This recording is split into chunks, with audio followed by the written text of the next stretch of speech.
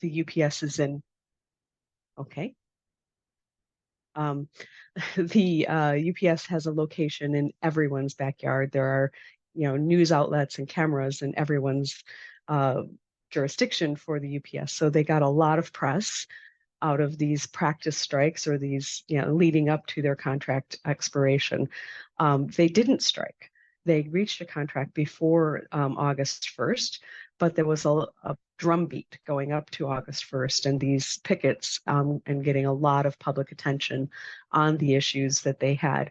Now, Teamster UPS drivers, the top tier workers, make more than auto workers do, but they did garner a lot of sympathy for the warehouse workers who were lower paid, for the truck drivers who didn't have air conditioning in their trucks and had, a lot of workplace issues from that. So, the public really got on board and were very supportive of the Teamsters in getting that new contract. And they did get significant wage increases. They did get closing the gap of parity between the warehouse workers and the drivers, and they got air conditioning in the trucks. But strikes without striking became a thing. Of course, we have a president who, this is when Amazon workers were looking to organize in Bessemer, Alabama. He put out a video, which was very unprecedented, extolling his support for that unions are not only able to exist in the United States, but that the labor laws in the U.S. want them to exist, and that he, in particular, he says, I can't tell you how to vote, but unions are a good thing, and he thinks that they should exist in the U.S. And as long as I'm talking about him, he came to Detroit and came to the picket lines while the UAW was striking. So this is the first time that has ever happened. So we've got a very supportive administration for striking and for labor unions.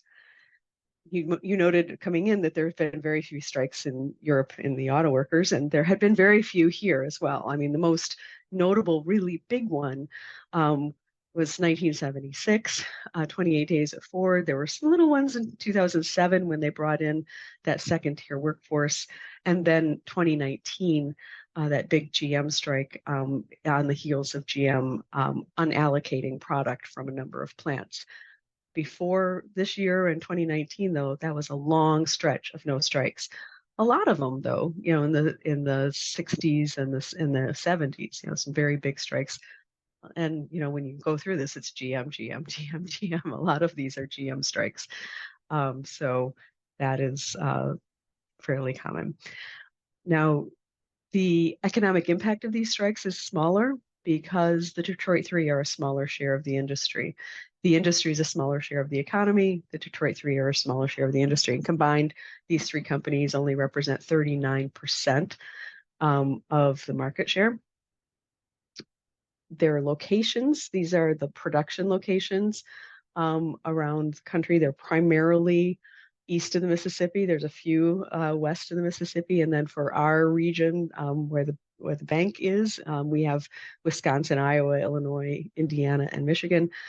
We have the majority of the UAW members. There's about 150,000 UAW members. If we added in Ohio, we would get a vast majority of them. There are some tiny little dots on here, and those do go west of the Mississippi, and I want to call those out. Those are the parts depots, and they did go on strike as well. The UAW, of course, has lost membership going into that the bankruptcy of the two of the automakers. They've kind of held their own through the recovery period. They've grown a little bit and shrunk a little bit. They've been organizing in non-automotive sectors like universities and graduate student workers. At their convention in 2016, they increased their dues to 2.5 hours of pay per week or per month. So that dues increase has, bumped up their net assets. They went into these strikes with $850 million in their strike fund. So a fairly big treasure chest, but if they had taken every worker out, that would have only lasted about 6 or 7 weeks. So they had to come up with some unique strategies. I don't want to do too much on this, but I think you guys all know that the history of the contracts in recent years were concessions and cuts. Starting in 2003, they had sort of a reopener or bargaining in 2005 to take care of the retiree health burden at GM and Ford. They did not do that at Chrysler. 2007 brought in the most significant changes of the second tier workers. And then we go to, they did get a base wage freeze, but lump sums instead. Then product commitments in place of the job security programs that they had negotiated in the past. And then we start closing plants, closing 8 plants with that negotiations.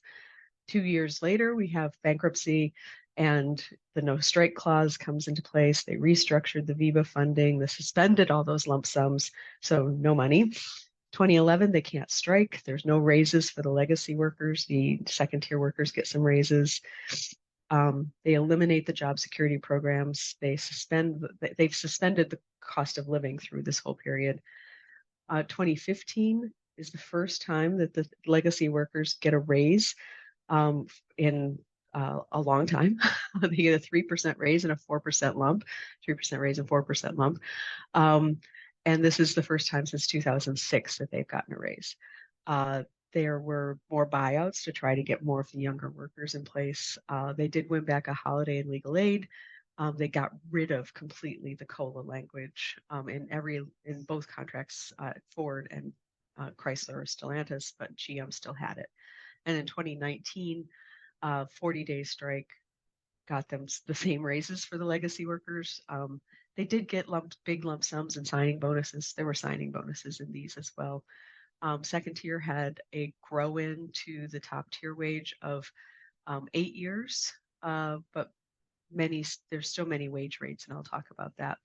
They did get a pathway for temporary workers to become permanent, more buyouts, and then they got all of the workers have the same healthcare plan as the legacy workers. So, a lot of concessions and then kind of crawling back to bring some of them back, but many still remained after the 2019 contract.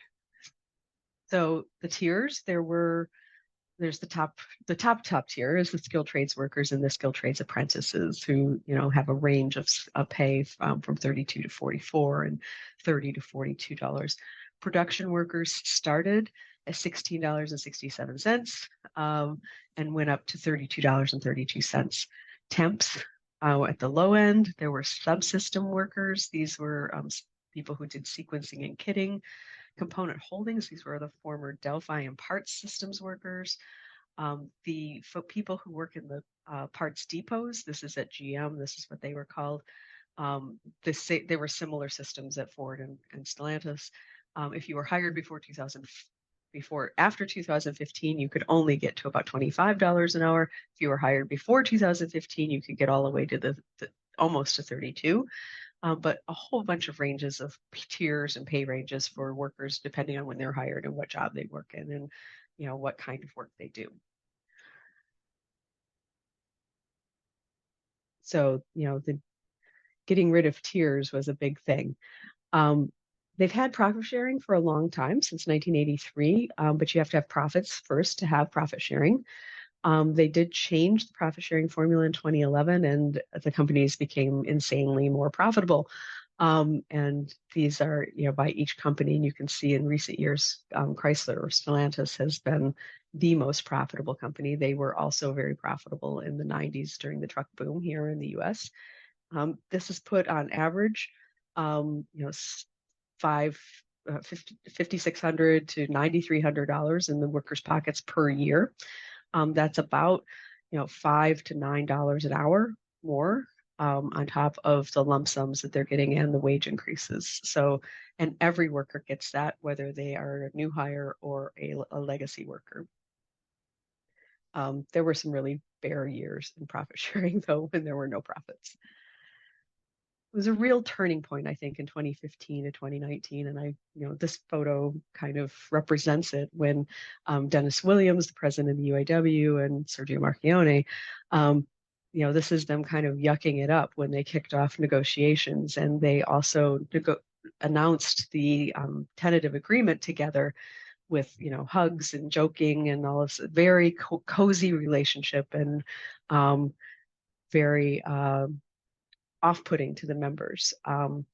And as it turns out, this was sort of the beginning of the exposure of the corruption that was under the under the surface here. So the guy on the right went to prison. The guy on the left is dead.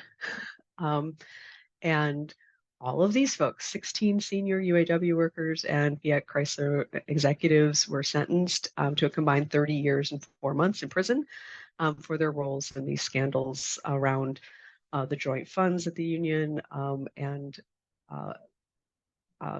misappropriations of money. There were some allegations of not representing the workers in bargaining. Several groups of workers had sued the union for poor representation, and GM sued Chrysler for over contract allegations that never went anywhere. So the lawsuits over bargaining went nowhere. But this is the legacy that we're come upon. The result is the federal government steps in. They entered into a consent decree with the leadership of the UAW post people who went to jail that installed a federal monitor to oversee the finances of the UAW through January of 2027. Only the finances, not the bargaining at all, but they also oversaw the referendum that brought in direct elections of officers and the election of those officers. So first there was a referendum which passed overwhelmingly, although with a very small participation of members. And then there were these elections of direct elections of officers. Oops, I went too far. The direct election led to a slate of leaders that came from this Members United party. This was the insurgents. They took over 2 vice presidents, the secretary treasurer, and the president's office. So these are 4 of the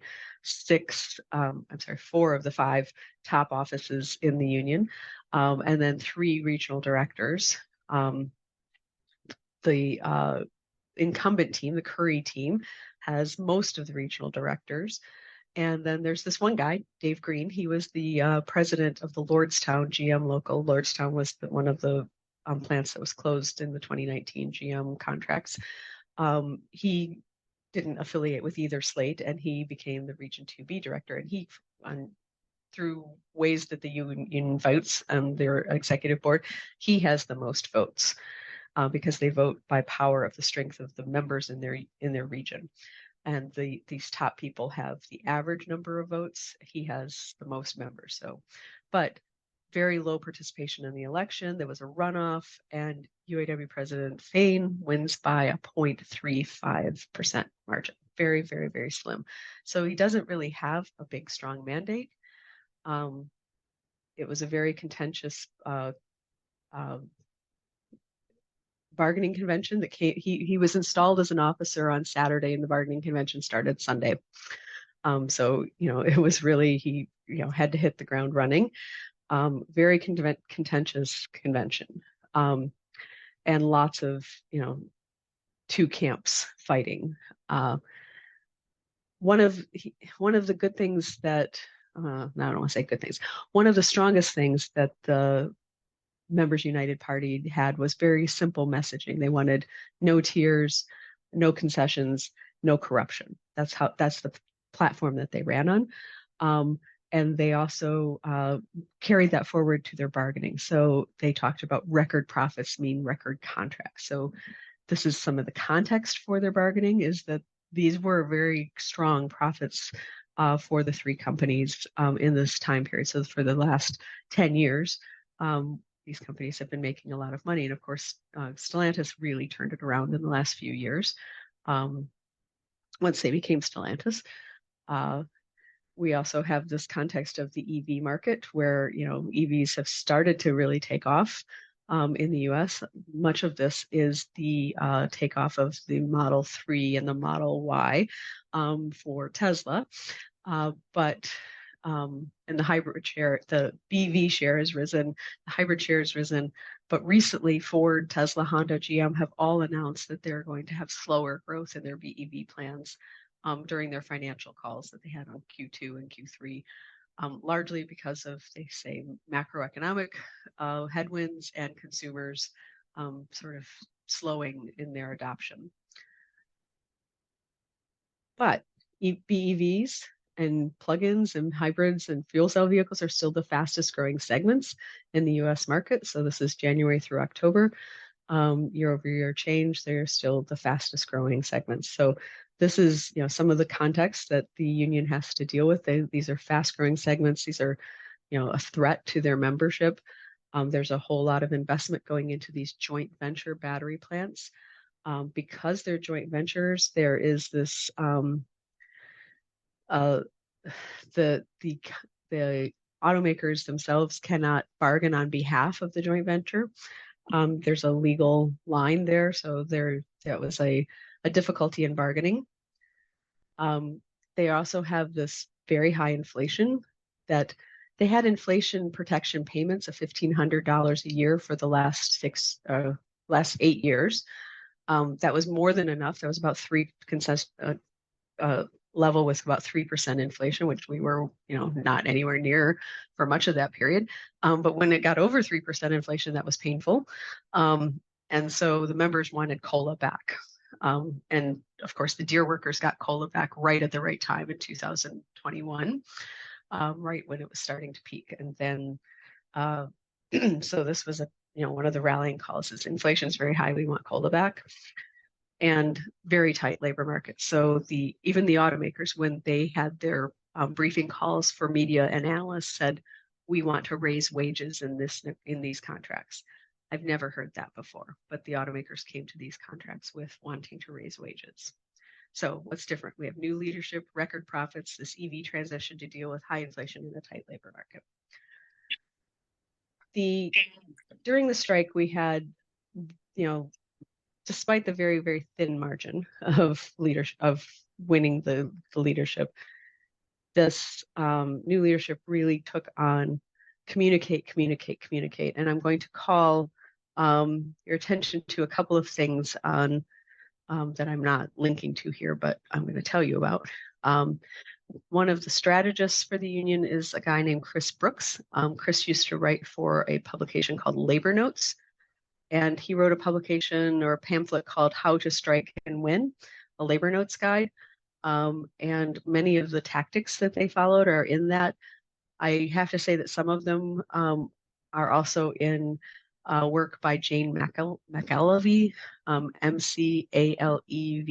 McAlevey, who's a labor organizer, and I think she's at University of California. She wrote a book called Rules to Win By, Power and Participation in Union Negotiations. And many of these things that you saw the union do are in that book, or in Chris Brooks's Labor Notes pamphlet. So they had what they called the stand-up strike, where they called out individual plants, starting with 3 big locals, at each of the automakers. This didn't drain the strike fund quite as quickly, but it did cause pain to each of the automakers. There were weekly and sometimes more than weekly Facebook Lives where the president of the union spoke directly to the members and to the public. He did kind of audacious things like throw the contract proposals in the trash, wore an Eat the Rich t-shirt. They had, these very clear messaging of what they were trying to get. They also, had alliances with other unions, with the Teamsters, with the flight attendants union, with politicians. Bernie Sanders was in Detroit when the strike kicked off. There were rallies in Chicago with several, sort of progressive members of Congress.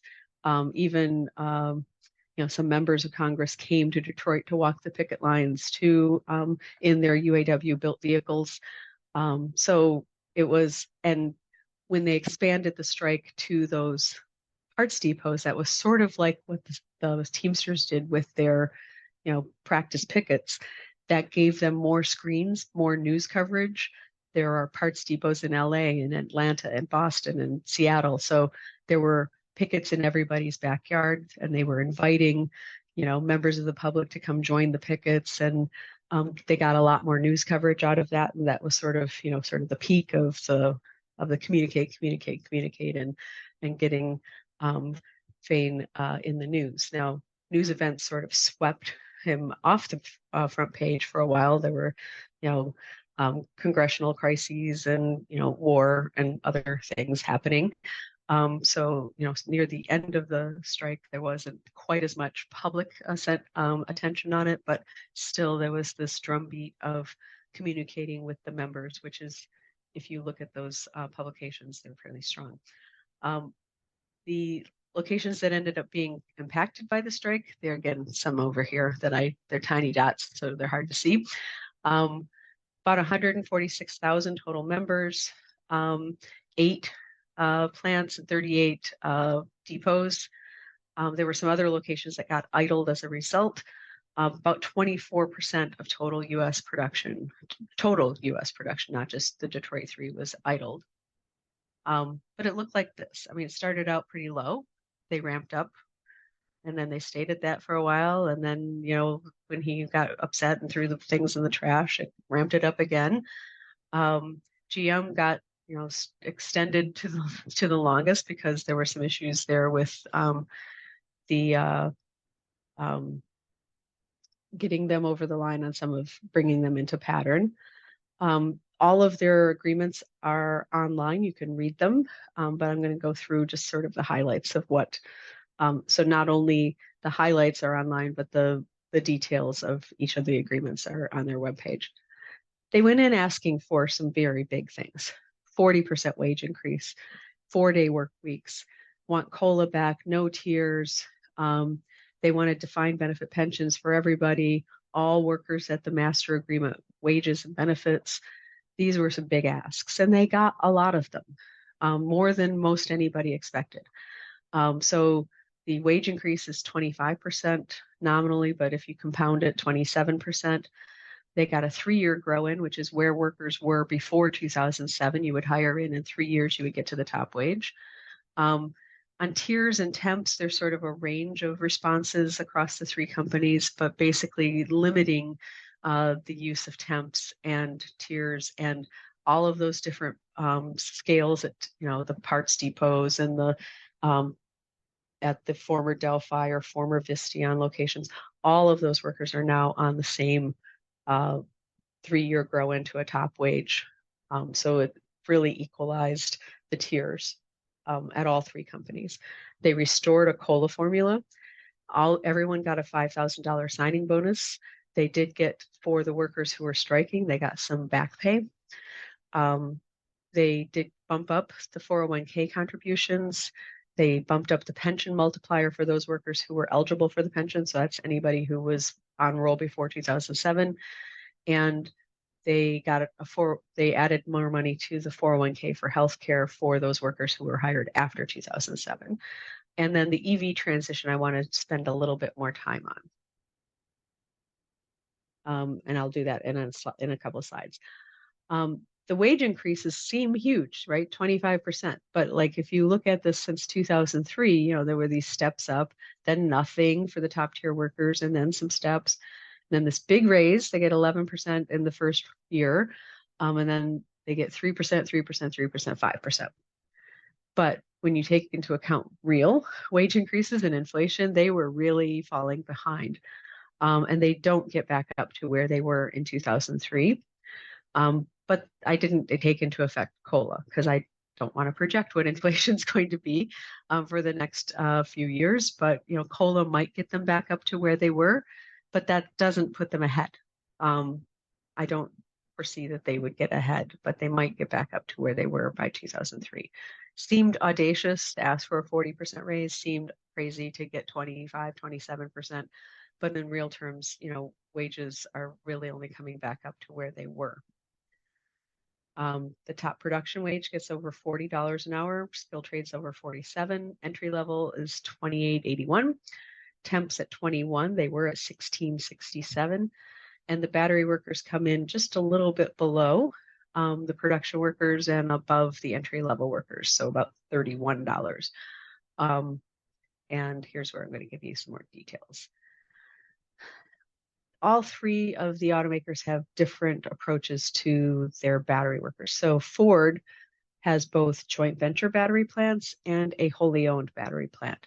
GM has just joint venture plants, but they're both with LG and with, oh gosh, I forget who the other partner is.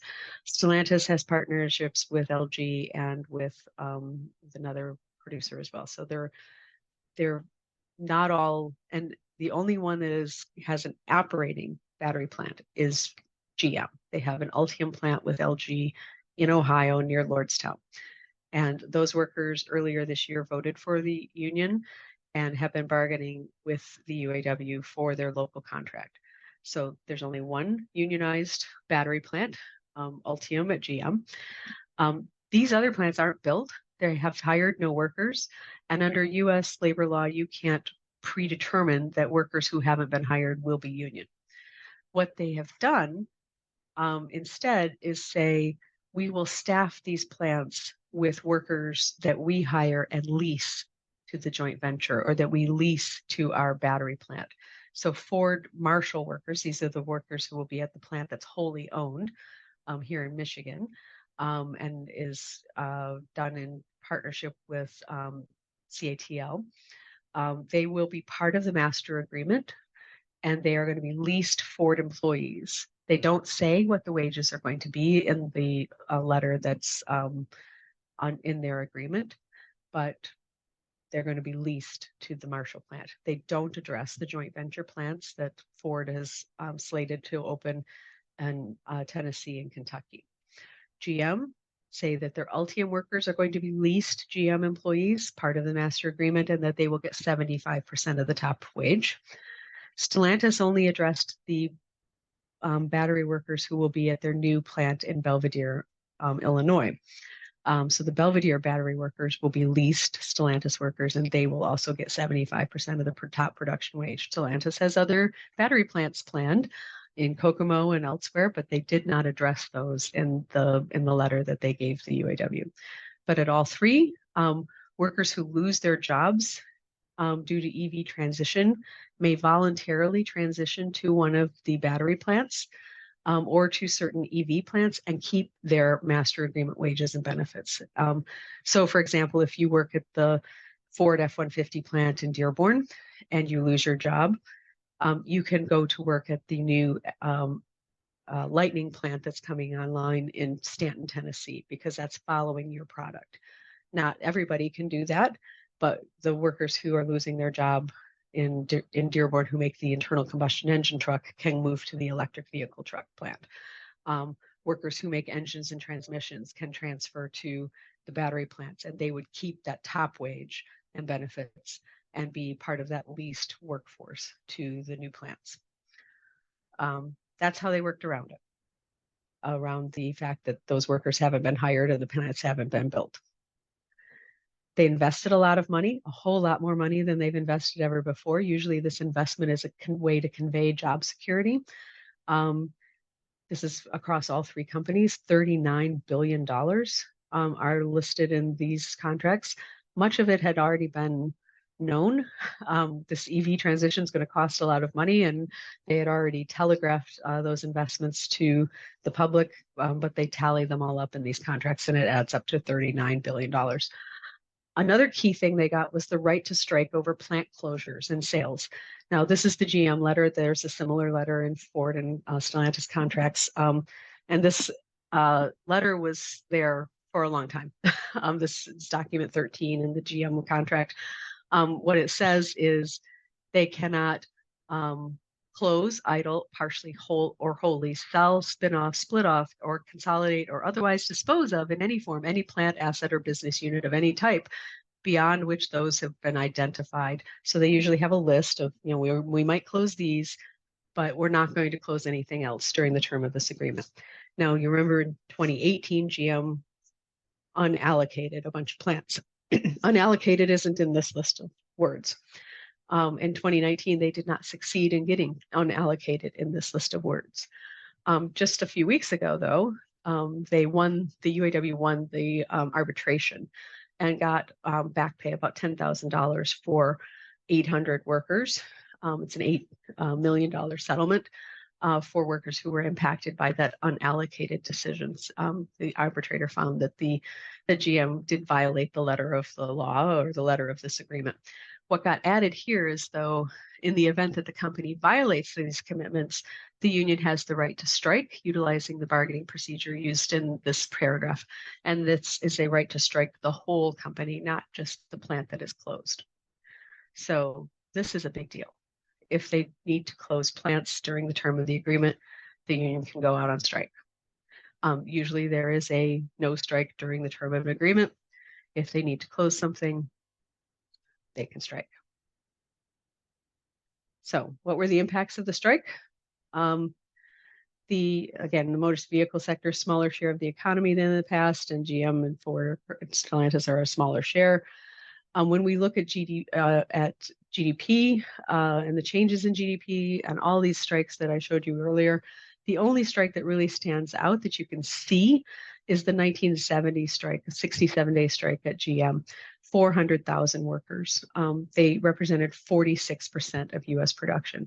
There's a lot of parallels from that strike, by the way, to the 2023 strike. Walter Reuther had just died, so Leonard Woodcock comes in as the new president. They're facing the existential threat of imports. So there's really high inflation. They wanted some really audacious things like 30 and out retirement. So, it was a really long and drawn out battle. The union ended up winning many of the things that it had asked for. But, that's really the only one that we see when you look at the change in GDP. Usually the production comes down and goes up. Goes down at the end of the third quarter, comes back up at the beginning of the fourth quarter. They make it all up, and you don't really see much in terms of the economic impact of these strikes. This is almost the strike that didn't happen when you look at sales. I mean, I'm overlaying 2022 and 2023 sales in the third and fourth quarter. You can't really tell. I mean, GM had a drop here, a fairly significant one, but like Ford and Stellantis, it doesn't really change that much. And then when we look at inventories went up during the strike in terms of days supply because of the other plants that were operating, and they had significant inventories growing leading into the strikes, especially Stellantis. Production did drop though, and I'll show that next. Here's the fall off. The forecast for production is the red line and the actual is the blue. But through November, Ford had achieved about 95% of their January forecast, GM about 98%, Stellantis about 85% of their forecasted volumes for the year. So the January forecast, what they were going to get, through November, they had basically gotten everything except for Stellantis. Stellantis really got hit hard. And that's partly because they took down the Toledo plant that makes Jeep. And that was a lot of production for a long time down at Stellantis. So what we still don't know is how these changes in labor costs are going to impact the automakers and the suppliers. So companies have said they're going to offset these costs, largely probably through offshoring and outsourcing, automation. These higher wages are going to flow through to the salaried workers, to the other automakers, to suppliers, and to other sectors. The UAW has said they're going to organize the sector, and I'm going to talk about that. And what are the longer term consequences? The companies say the cost of the strike itself was $750 million to $1.7 billion in profits just in the third and fourth quarters. The cost of the contract estimates from about $500 to $1,100 per vehicle. They say they're confident that they're going to offset these costs. Sorry, I got to move this thing. I don't know. I'll give you crud. I'll give you the slides, but this is showing the labor costs, hourly labor costs, production wage, and the combined market share going out to 2028. The labor costs are going up to about $90 an hour, which is, a little bit higher than they were in 2007, where they were $78 an hour. But this is nominal. If the 2007 in 2023 dollars would be about $118 an hour. So this is, still not where they were in 2007 leading into that bankruptcy. They did bring back a plant that had been idled, Belvidere. This tentative deal with Stellantis, which is now ratified, brought back production for an electric vehicle. It's going to be a small truck, they say, and a battery plant and a parts production or a parts depot in Belvidere, Illinois. This was a huge win for the union. But on the heels of this contract, we immediately started seeing headlines of layoffs in Michigan, layoffs at factories at GM. Ford scales back their battery plant in Marshall. Ford lays off workers at the Lightning plant. Stellantis is cutting shifts at Jeep. Immediately getting some layoffs, largely due to that pullback on EVs. But some of this was planned due to the end of certain products, like the Camaro has gone out of production in Lansing and things like that. But workers are already like, we just passed this contract, we've got all this job security, and now we're all getting laid off. So this has not played well with the membership. There's a lot of unutilized capacity in the Detroit 3 automakers. I didn't break it out by automaker, but going forward, they are adding some. They're adding back Belvidere.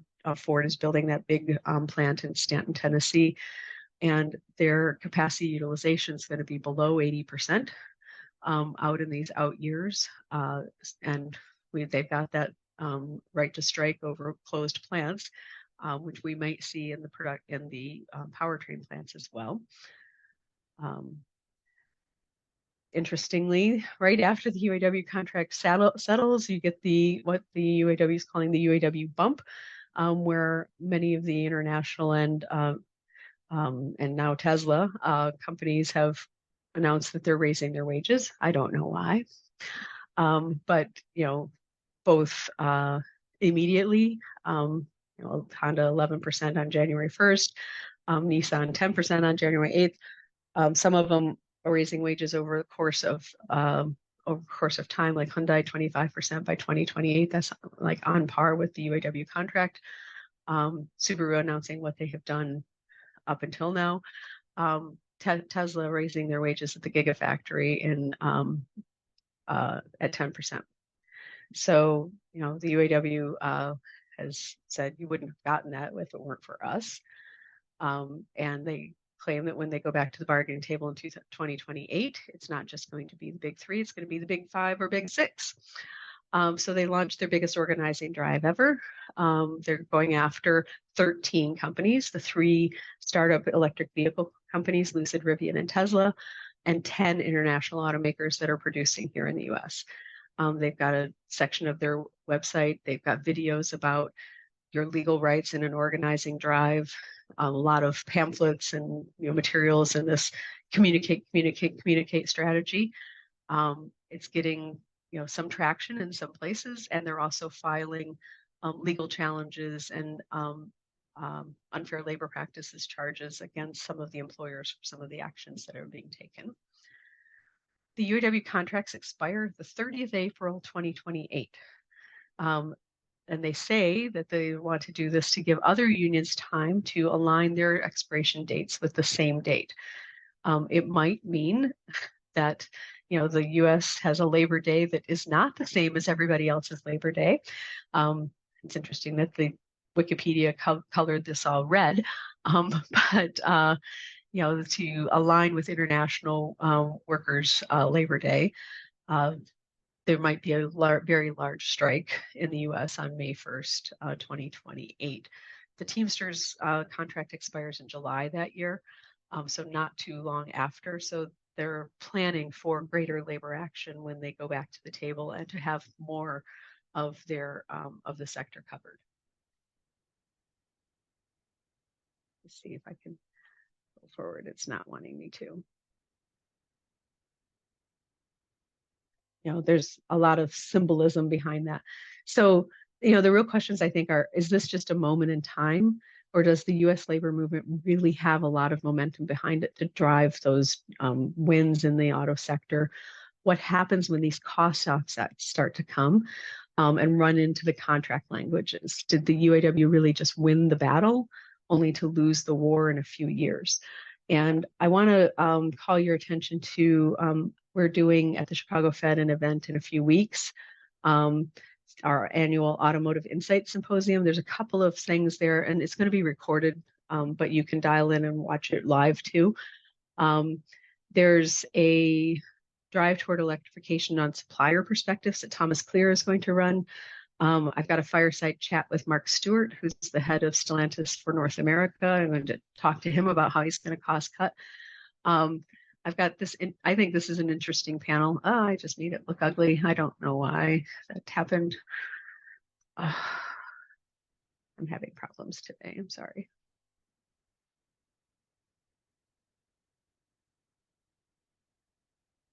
Does it look all blurry to you now? It does. Okay. So anyway, it's the coming cost crunch. This one I'm looking at two experts. One who is an engineering expert who's looked at the open box manufacturing that both Tesla and BYD and a number of Chinese manufacturers are doing, that cuts 30 to 40% of the manufacturing costs out, much more standardized automated procedures, as well as a Wall Street analyst who's looking at how the companies are going to align their costs with, taking out this, they think that the contracts are going to cost $6 to $9.8 billion over the term of the agreements. Where are those costs going to come from?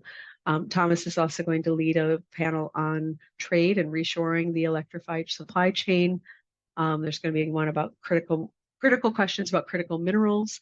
And then I have a discussion with some leaders on what the prospects are for automotive labor management relations going forward. That's the last one. So registration's open now for virtual, which many of you may want to do. And the sessions will all be recorded for later. So with that, I'm going to let us do some questions.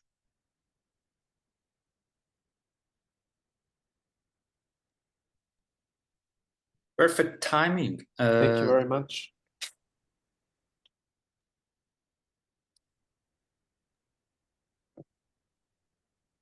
Please, Tommaso, go ahead. Okay. I was having just very quickly remark you mentioned in the beginning the tight market, and we do hear in Europe also that car makers are struggling finding workers, in particularly in areas where they need to develop EV manufacturing, also engineers, workers. But more generally, I mean, they're concerned about raising the profile of their job attractiveness, and they are, that start to be an issue. So how much this has played into the negotiation? You say that OEMs for the first time entered the negotiation saying that they wanted to raise wages. So how much this tight market, and how do you also explain this tight market? Is kind of side effect consequence of the COVID crisis? Is really the American economy going so well? So please speak a little bit about that. Then as a side question, I was thinking about, since with the USMCA trade agreement, now there was this labor clause, and we have talked about a little bit here also GP's seminars, but we haven't really followed up. So I was thinking how much what is going in Mexico in parallel has been part of the debates, has been mentioned. I mean, we have heard that Tesla is making a new gigafactory in Mexico. So far, EVs seem to be promised just for US. Then Canada got into the game and got some important contract. And now if Mexico can also jump into the wagon, that perhaps this idea that EVs for high wages countries, in Europe we have heard the same things. And so far there is a concentration of production in Germany, for instance, of EVs, particularly battery electric vehicles. But it seems like temporary, and that we will go back to normal. So how much do you think that BEVs is also a good thing? I mean, it's a tricky things because you lose jobs, because you need much less jobs to make a battery electric vehicle than you need to make, in particular for the powertrain, an internal combustion engine. But at the same time, there was this idea that it allows to reindustrialize high-wage country, bringing back focus on US factories. In Europe, there is the same discourse. And it's not sure anymore that if this is going really to be the case, at least in the European context. Then it just, you showed that there was no impact on sales. It was because the price remained high. And so basically, car makers keep this strategy of keeping price high, selling high price, high margin cars rather than going for volumes. And that also means that the Japanese are playing the same games and the Korean are playing the same game. They're not taking advantage of the situation to capture market share. So can you tell a little bit about why it had no impact on sales? And then I think, and the final question for me is we see in France, for example, since Sebastian will talk more about that later, I guess, that there are a lot of agreements in which car maker says, well, when we shift from traditional powertrain to battery manufacturing, we will keep workers and we will keep more or less the same standards. But at the same time, the number of workers concerned by this contract is like 1/3 of the workers that will be concerned by the layoffs or they will be losing jobs. So, and that is quite logical because we know that when you shift from a conventional powertrain to battery, you don't need the same amount of workers to make the same amount of electric powertrain. So how is it possible that the US OEMs the guarantees you were talking about is for every workers that lose the jobs or are limited in certain numbers? So how that is going to play out? Okay, so I wrote them all down. It's a lot of questions, Tommaso. The tight market, it is starting to ease a little bit. I mean, we had like 2 job openings for every job seeker. It's like 1.6 now, like a little bit less.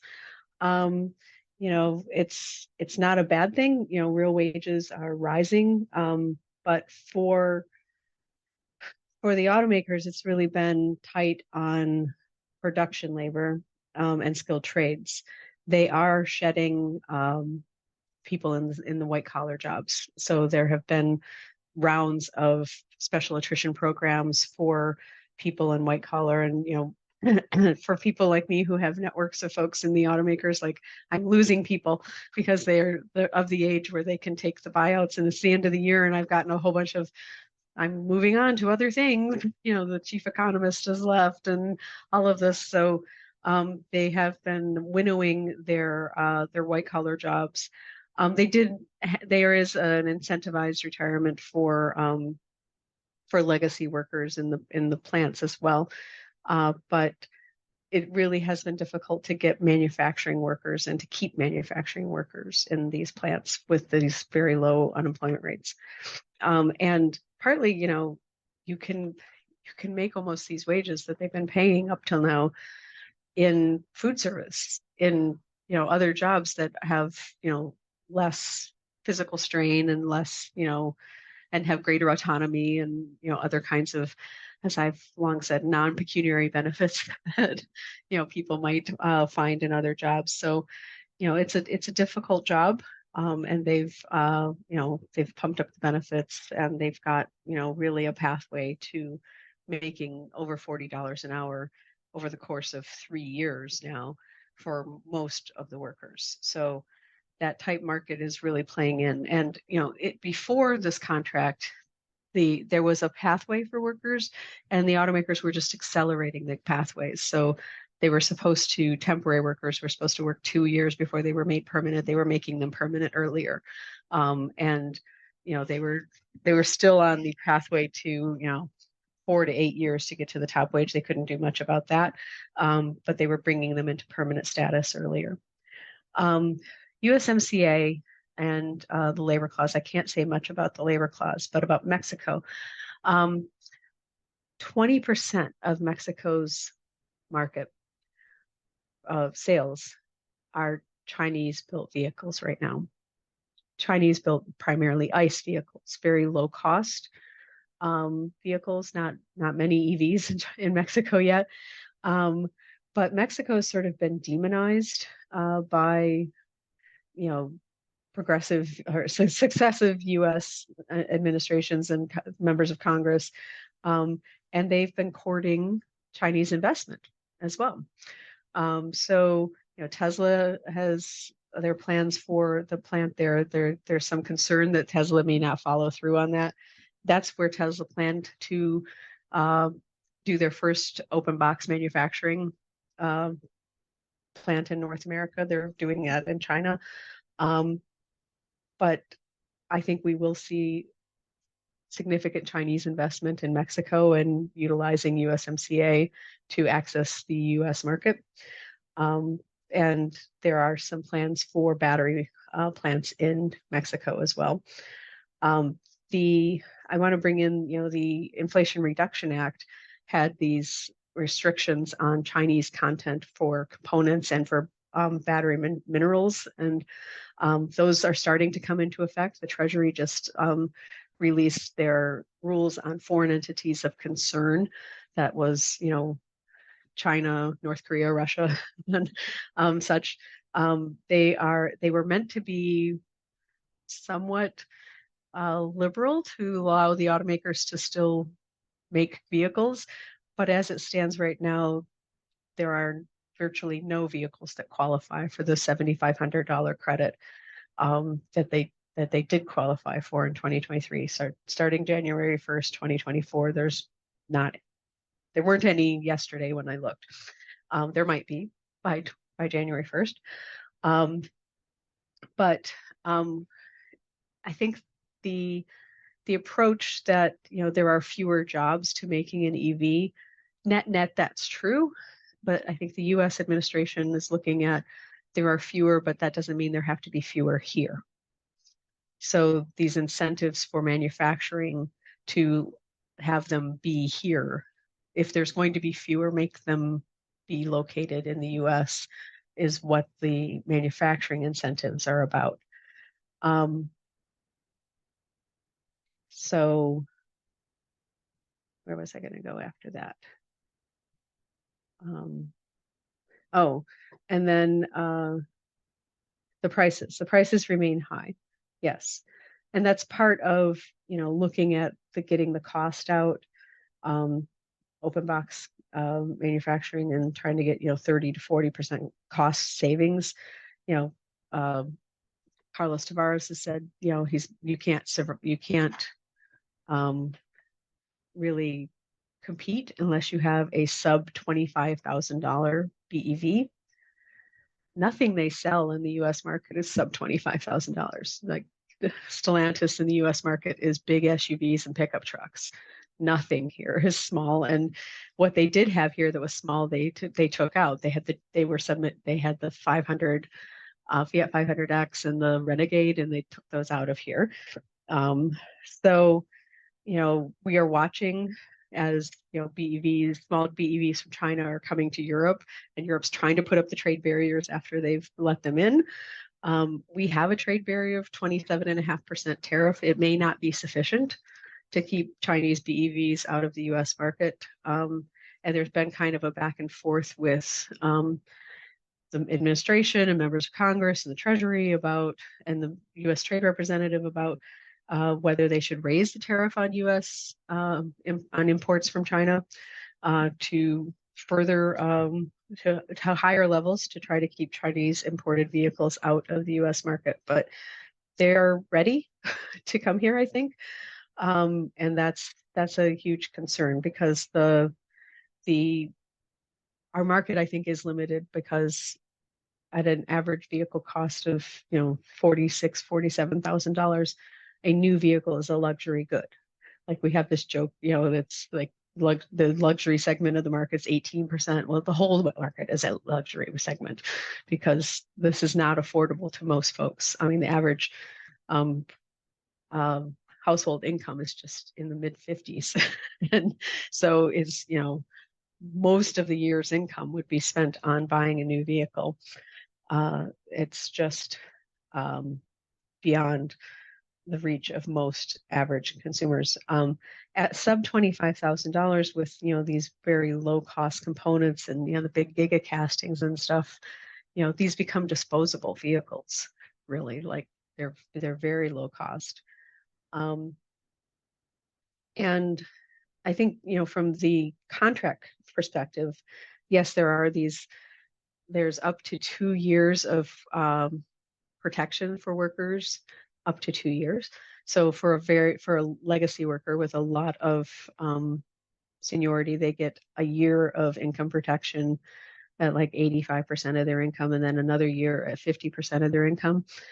And if you have less seniority, you get less time, but the same, part of it at a higher percentage and part of it at 50%. I think the automakers are looking at this in terms of what can they insource? What can they do themselves? How can they keep these workers employed that they have and that they're not going to hire very much over the next period of time?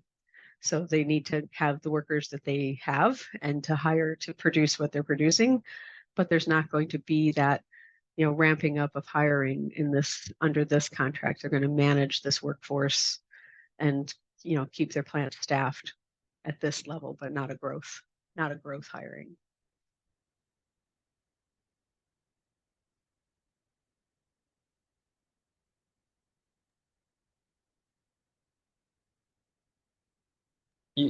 Just about the point about the battery contract, the fact that the people who lose the job, they will get the same, they can apply for a job in the new battery factory. This is for every worker who lose the job? It's for workers who lose their job because of electrification. So if you work at an engine plant or a transmission plant, or you work at, the internal combustion engine truck plant and you lose your job, you can go to the electric vehicle truck plant. So it has to be tied to electrification, why you lost your job. So for example, the workers who are being laid off, if it becomes a permanent layoff in Toledo, some of that is a fight with California. I don't really understand all of the details of this, but there's a compact with California, and Stellantis is not a party to it. And so they can't count their electric vehicle sales outside of California as part of their compliance with the regulations. So they stopped shipping their plug-in electric Jeeps anywhere. They will not ship an internal combustion engine vehicle to California at all. And then they just pulled back on production at that plant completely. So that's somewhat related to EVs. So if those workers become permanent layoffs, they can transfer somewhere else because that's related to the EV transition. And it's hard to say that anybody's job wouldn't be related to the EV transition, as we're losing scale on one side and gaining scale on the other. But that's what the writing in the contract says, is that it's if you lose your job due to the EV transition, you can transfer it. Now, there's always been language that you can follow your product. If your product moves from one plant to another, you have the right to follow your product.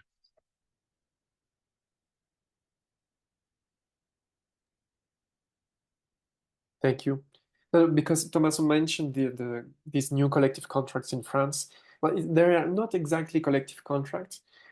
What we have seen that is happening is that, for example, in mechanical assembly plants for internal combustion engines in France of the Stellantis group, there's also have been the creation of joint ventures with Chinese, Japanese, etc. firms to create parts of the electric vehicle, of the electric engine, and of the electric transmission too. And what Stellantis is doing is using a legal instrument called RCC, which allows them to break the contract collectively with workers and have them hired directly by the joint venture.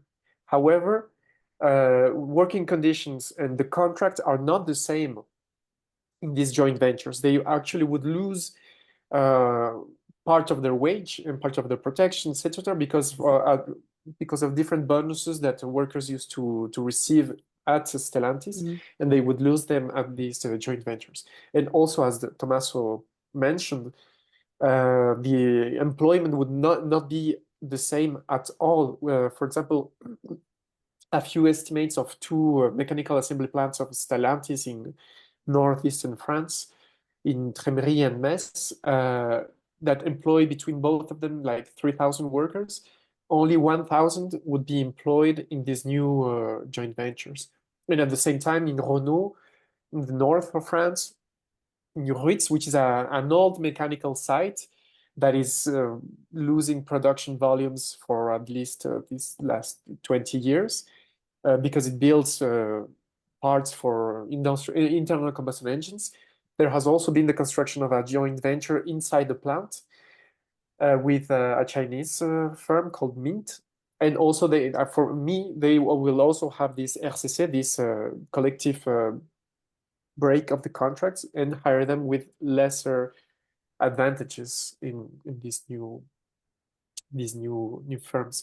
But perhaps the hypothesis is that if in the US they maintain the same wage level and working conditions, etc., is also because of the strikes. Whereas in France, since the rapport de force, the the relationship of power between unions and management is very weak towards for unions today. Yeah, I mean, this would be the exact same problem in the US had it not been for the strike and for the pressure that the UAW applied. So if they hadn't won these provisions, workers who lost their job at Stellantis, who went to work for the battery plant, would have broken their seniority, would have different wages, would have different benefits, there would be fewer jobs in the battery plant than there were in, say, in Kokomo, Indiana. There's where they make transmissions for Stellantis. There's 6,000 jobs or something like that in transmission building, but there's only going to be 2,000 battery jobs. So there won't be enough room for everyone to move to the battery plant. So it would be exactly the same, except for those plants that have this provision. So it's only GM has agreed to it for Ultium plants, so all their Ultium plants, but there's only one right now. Ford has agreed to it for Marshall only, and Stellantis has only agreed to it for Belvidere. So not for the Kokomo plant, not for any of the others, that they will do this leasing deal where they will provide the workforce and they don't take any cut in their seniority, their wages, or their benefits. They just are leased over. This is sort of a short-term gap, kind of a stopgap thing. But they're going to be hired at 75% of the wage. So they're clearly not wanting to just take their top tier wage people and put them over there. They want to have people who are making 75% of the wage and put them over there. And then if they have, overflow or people who they have to move around, then they will put them over there and pay them the top wage. This is still very limited, though. It's only those plants it's only Ultium plants with for GM. It's only Marshall and it's only Belvidere. What the deal will be for the other battery plants has not been decided. And it right now looks as exactly the same as what you're describing, that they would have to that they would hire a new workforce with different wages and benefits, or the workers would have to sever their ties and go to work with less benefits and less wages. Now, if the UAW is successful and organizes, all these other employers and organizes, the Panasonic, Tesla Gigafactory and all these other plants, then, the sector will all move together, right? So it will, there won't be these differences, but right now there still will be. And there's a lot of traction, especially at the Volkswagen plant. I mean, Volkswagen came very, very close to organizing at their last try, at the UAW's last try. They did organize the skilled trades unit. They never got a contract, but they did win the skilled trades unit, not the production unit.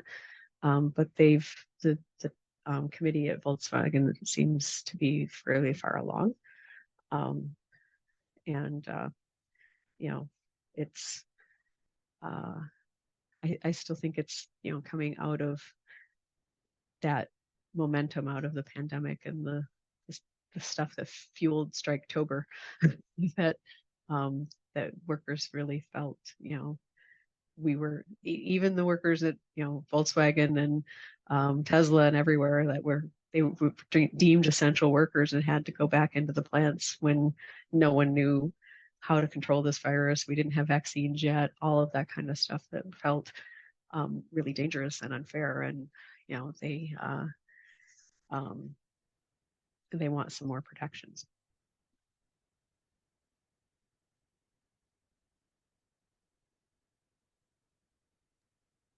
Any other questions, comments, views?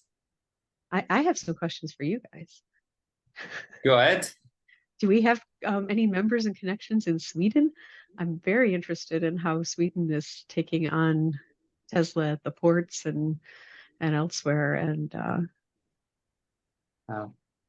unfortunately, we are few today. Perhaps it's the Christmas almost Eve time that has reduced the number of people here. So we have heard and we have followed a little bit about what is going on in Sweden.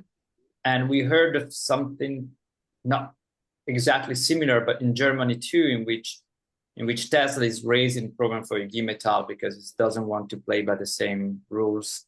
And that Tesla is also having some difficulties in hiring people in Berlin because it doesn't provide the same kind of employment conditions that the big German OEMs do offer. So, but for the time being, well, we haven't. I mean, personally, I haven't really looked into the detail of that. So that's what we've been hearing, that yes, Tesla is raising problems. And following up on two further questions for you, if you want. One is about working conditions. I mean, have been working conditions part of the debate or not at all?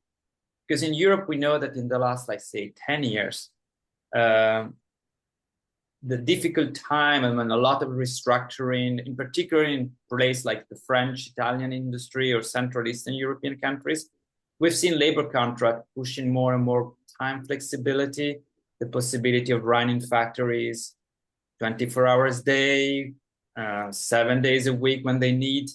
And that's even countries like Central Eastern European countries, they have very difficult time in hiring people, in finding people, not because of the wages, which are considered good, more or less, by the local people and local research, but really because of the working conditions, which are very, very tough. So have been working condition part also of the labor contract, of the discussion? And did the UAW have something to say about improving labor condition for its members?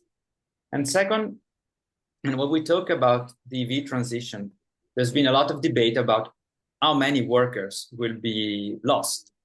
And actually, there are very different hypotheses about that. Some say not too much. Recently, I've heard a very serious study that has not been published yet that say, well, could be 3/4. If you consider, the end of the story when you will have no hybrids, just, the 100% BEV scenario, it might be 3/4 of workers that go. So there are very extreme scenarios. And so these scenarios been part of the debate or not at all? Because in the United States, it's still quite far. I mean, the scenario in which, well, the whole combustion engine supply chain and production will be terminated. I think perhaps it will never happen, but anyway, it's not for tomorrow. When in Europe is in 10 years, so that's perhaps is a different context. So working conditions absolutely were part of these negotiations, and the UAW talked about wanting to have, well, they brought back the 4-day work week as part of this. This was one of the demands in the 1976 strike at Ford, by the way. So it wasn't new. They fought for getting rid of what was 3-crew work, where you have the third crew is shifting between day and night shift. They did succeed in getting rid of that, I believe, in most of the contracts. And they didn't. One of the things that they didn't get that they had given up was you used to get overtime pay for anything over 8 hours in a day, and now they only get overtime pay for anything over 40 hours in a week. So you could work 10 hours in a day, you don't get overtime for those 2 hours. But they didn't get that back, and they did lose some break time, and they didn't get that back. So working conditions were part of this. They did get some shift things moved around. They didn't get the 32-hour work week, but they say they haven't given up on that. How many workers will be lost? I really want to suggest that you come to that cost-cutting session or make a time to watch that one. The gentleman from Caresoft Global, he's geeky industrial engineering kind of stuff, but it is scary how few workers you really need if you go to this style of production, and how automated it can be, and how few parts you need. So, giga castings, of course, replace 40 parts with 1 part. And the best part is no part. And so there's no floor, there's no this, it's just, a whole different way of building things. And what really, Thomas and I and with Jim have this thing at the end of the year. We did what were the 3 big things that we noticed this year. Of course, the UAW was a big part of that. But for me, Toyota going to look at the Tesla production system was a big deal. TPS is Toyota production system. No, it's Tesla production system now.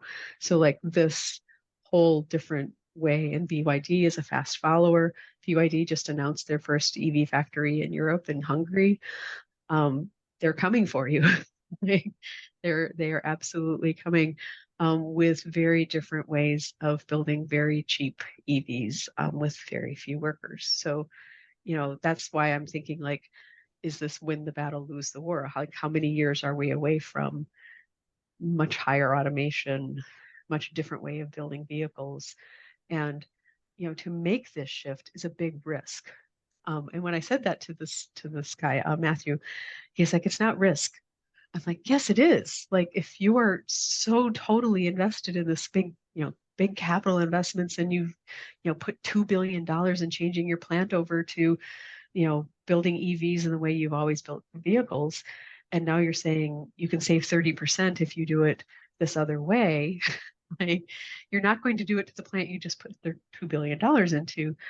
He says, no, but your next one. And I said, they're not going to do that. He said, but I can prove it to them. I have the digital twin. I can show them that, he's true believer, that he can show them that these cost savings are possible. And he's in all of these Chinese factories. When I call him, he's like, oh, I'm in China. I'm in there. He's always over there. It's possible. It's happening. And how far away is it for the US? It's probably quite a ways away for the US, but can Musk do it in Mexico? Can the Chinese build a lot of plants like this in Mexico? Probably. Mexican labor and this production system, super cheap EVs.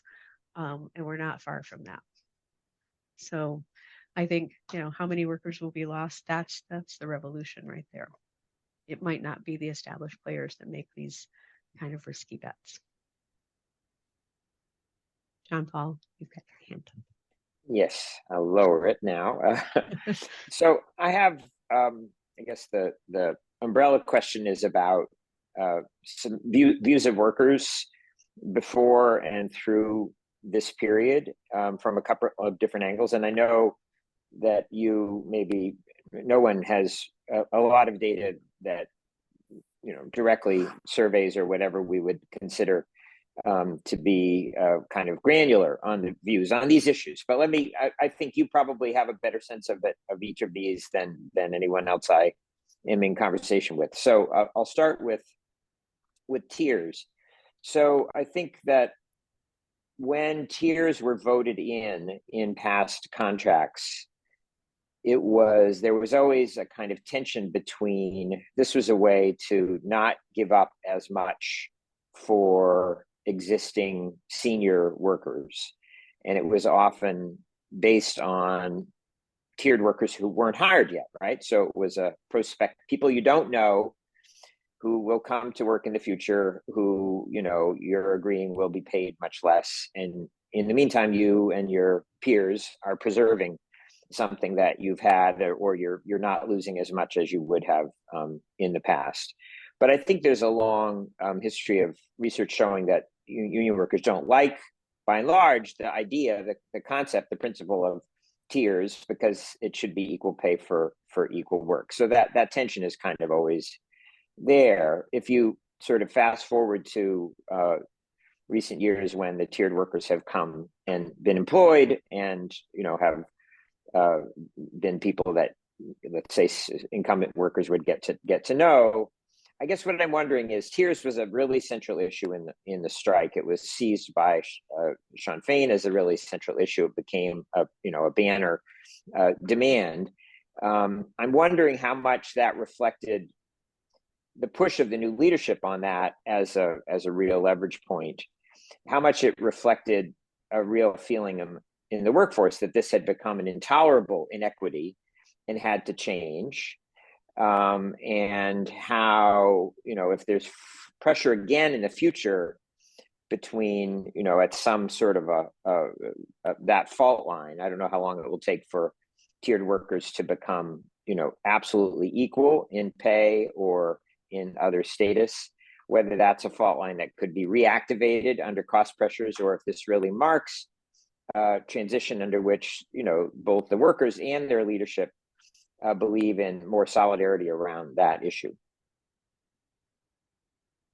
So I'm going to take you back to when tiers came into play. You're right that it was easy to agree to tiers when none of the people subject to the tiers were going to vote on the agreement. And the alternative would have been to vote in a pay cut for yourself. And so ratifying a deal that would have cut pay for incumbent workers was not seen as something that was likely to pass. So bringing in a second tier of workers. At General Motors, which I think was the first one that did this, they set aside certain jobs that were going to be paid the lower tiers. And these were the non-core and core jobs, you might recall. So core jobs was anything that was touching the product, anything on the line.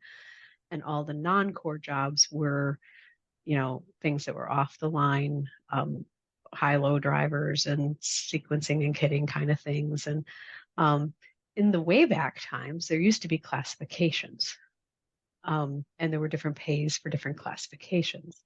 And so it was recognized that some jobs, like, standing in the pit and the line, was a harder job than driving, around with something that had more autonomy.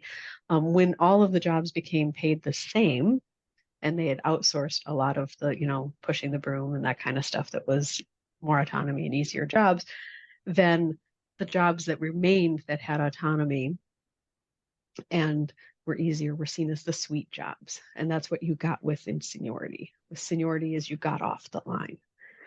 And so what they did was say anything that was off the line was going to get this lower pay. And if you were in it, you were red circled. You weren't going to get a cut. But anybody who got hired in after that was going to get the lower pay. And we'd like to, encourage you to retire if you were in those positions. So the idea was that there was core and non-core, that wouldn't be people working side by side, making different wages. When they brought that to Ford, Ford didn't have the demographics to clear out their non-core jobs.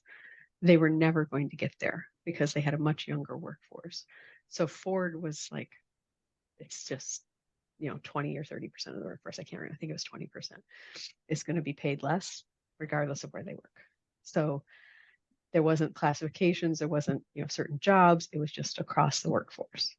And that's where you get, and then it fell apart across all of the places where there were supposed to be these core and non-core just became anybody can work anywhere if they're in these tiers. And, what is often the case is people who are in those tiered jobs are people who are in your community. They may be people in your family. They might be, your neighbors or your niece or nephew or something there. So there are, relationships there. They're not like, you're not fighting with them because they're lower tier and there's a feeling of sympathy for these people who have the lower tier jobs. And the tier workers have been getting significant raises over the last 8 years, the last 2 contracts, whereas the top tier workers haven't really been. They are going to be absolutely equal in pay terms in this contract. They are absolutely equal in active benefits. They are not equal in post-employment benefits. And that's where it breaks down. And they were pushing for that here. They wanted to get the post-2007 hire people pensions. And there's some space and post-employment healthcare. That would be the VIVA. The VIVA is closed. They would have to create a whole new VIVA for them and fund that. So that's different. And then the pension, not all of the new workers want a pension. So, they see like, a 401k, if I'm not maybe going to work here till I get a pension, like I can leave with my 401k and take it someplace else. And I can, it's portable with me. And if I die, my family gets it. If I die and I've got a pension that I haven't gotten yet, they're not going to get anything. So, a lot of the younger workers just see a 401k as a better thing than a pension. So they weren't really clamoring for it as much as the older workers were clamoring for the younger workers to get a pension. So there was some tension about the priority of getting everybody a pension when what was on the table was getting a much higher contribution to the 401k. So what they got was a much higher contribution to the 401k. But they still remain unequal in post-employment benefits, but the pay is going to come into equal status.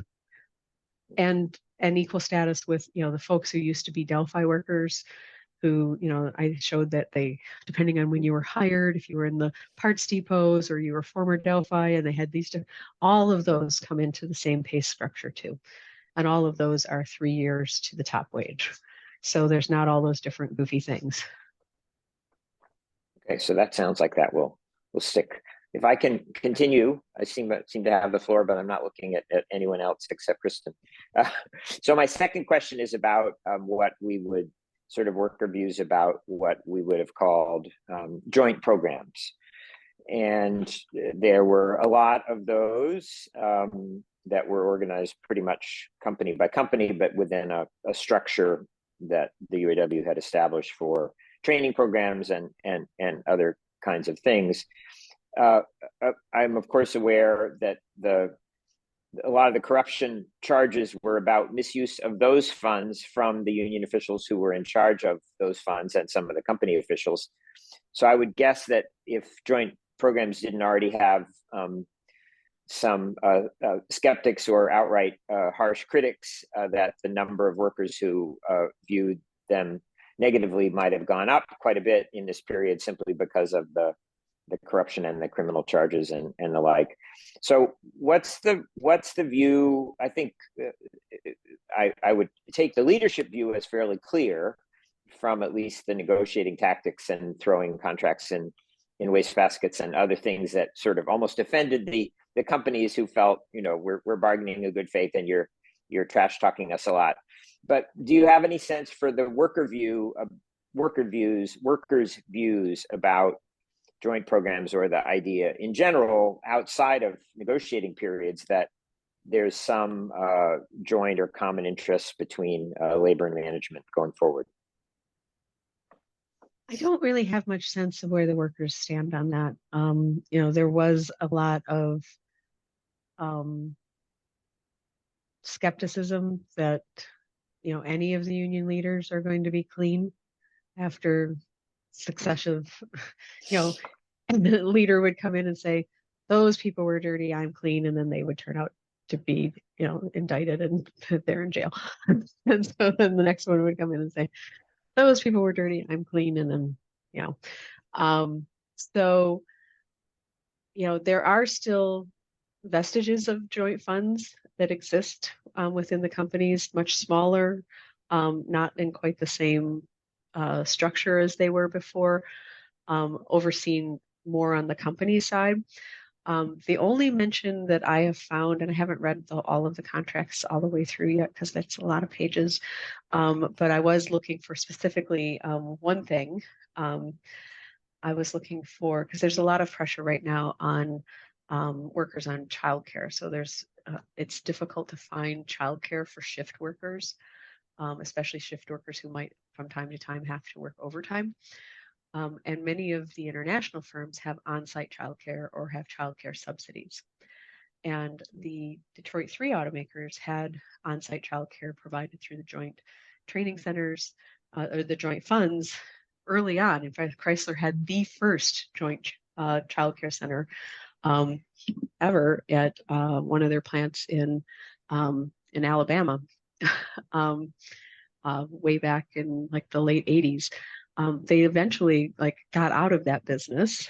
It's not a money-making business ever. And some of the international companies that I talked to recently said, we don't make money on it, but what we make is we have workers who are focused on their job and not worried about their kids, because their kids are at a accredited program in the parking lot, and they know they're safe, and they know if we call an extra hour to a production that they don't have to scramble and call their mom or whatever and figure out how they're going to take care of their kids.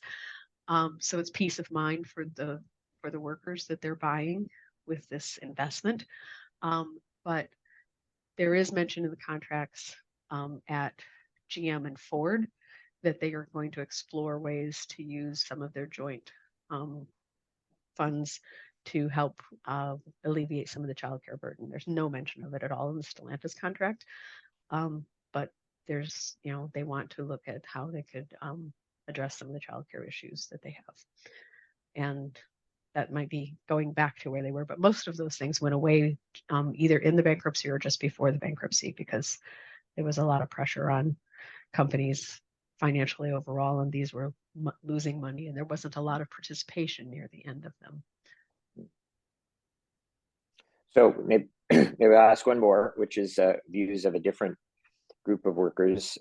So in the foreign-owned automakers, obviously everyone wonders how they view these gains by the UAW.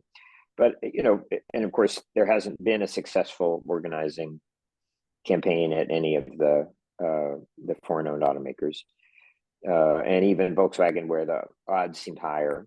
So, but I'm trying to remember, or I guess get your sense too of the campaign issues that were part of every election, every vote on a contract or on representation, not a contract, on being represented by a union in Nissan, or I guess Nissan has been most often the focus, but I don't know that there's been a vote at Toyota. Anyway, wherever there was an actual test, where there's been an actual test in a vote, the issues were probably sometimes pay. The UAW would have been saying, we can raise your pay, and maybe the view of the transplant workers would have been, well, we don't buy it. We don't view you as necessarily that efficacious in terms of winning pay increases. Look at your economic situation. Now that claim would have a lot of credibility, right?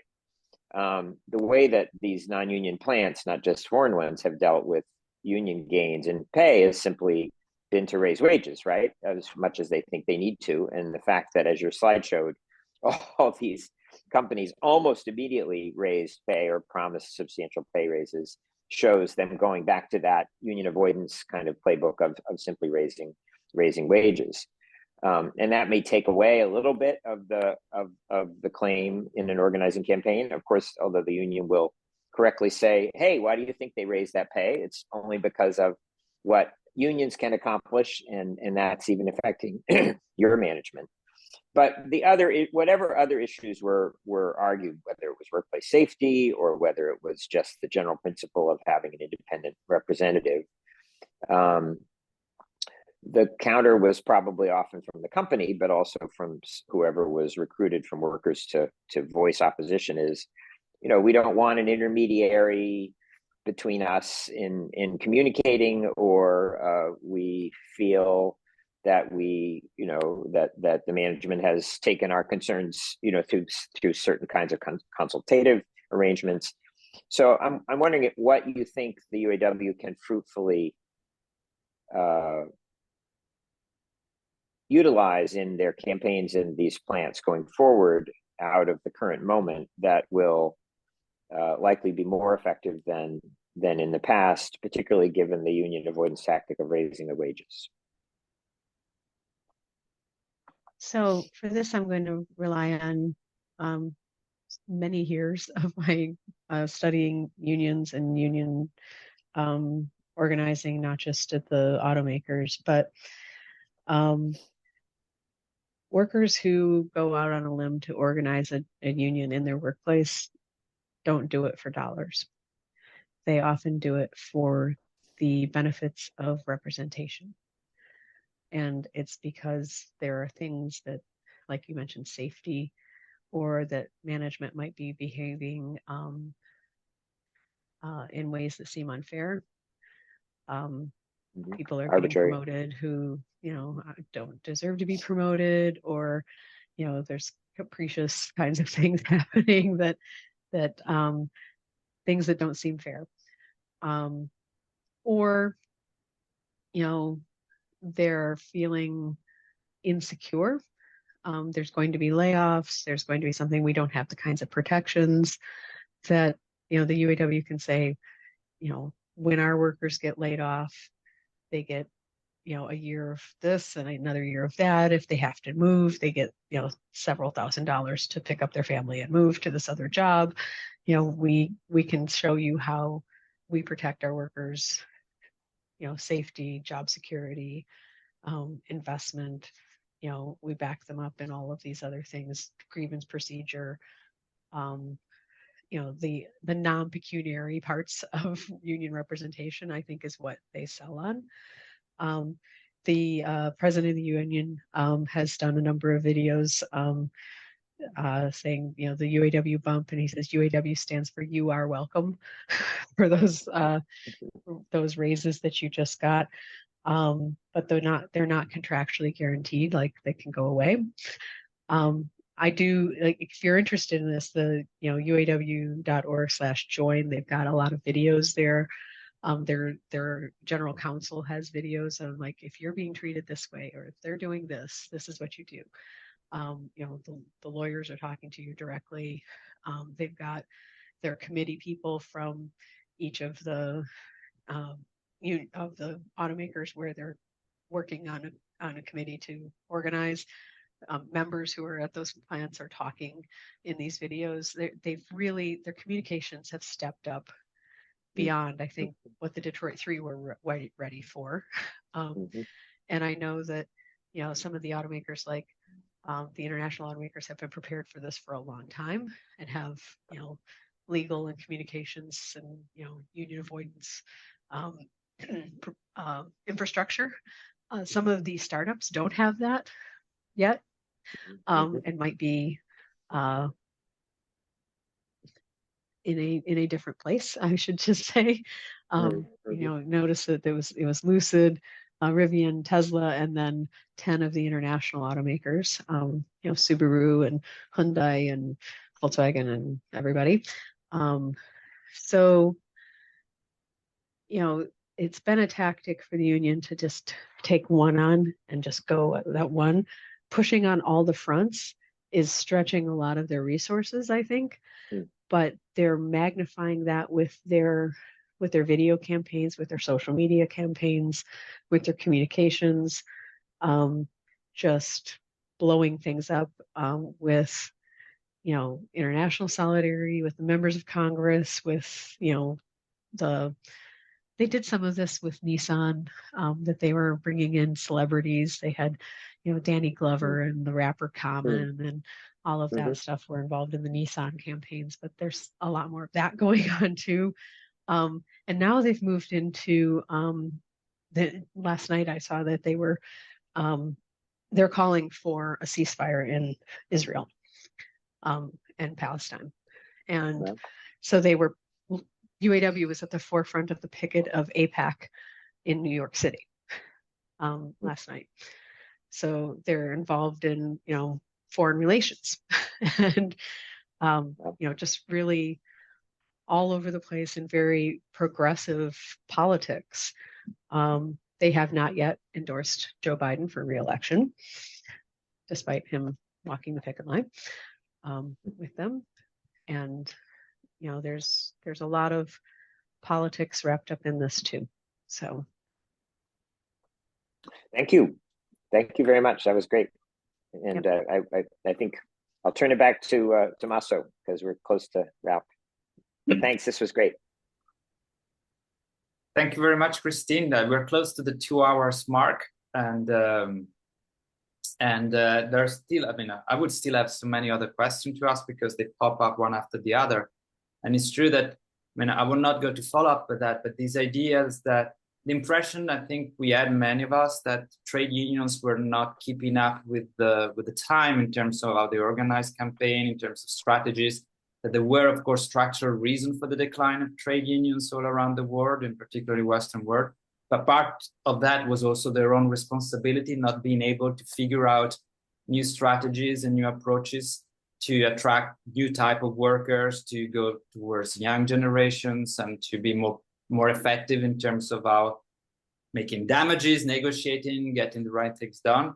And that impression seems to be confirmed by the fact that if a major trade union change strategies, updates their tactics, and then start to get much more successful. So I think there are much more to do in terms of research about that. Because with this green transition, I think trade unions have an important role to play. All the things that you were saying about insecurity, about the risk of seeing once again that the labor side being on the weak side of this type of transitions, I think trade unions have an important role to play, but they have to be able, like the UAW has done, to update their strategies and to come up with new ideas. So I think that is a very interesting new field of research, and also, I mean, it's good for some of us that are here around the virtual table, that we spend some of our time working on trade unions and factories and shop floors, and that was kind of out of the main topics of research for many years, and now I think they are coming back. So I think that is also good news for us, that we have interest and knowledge about these kind of things.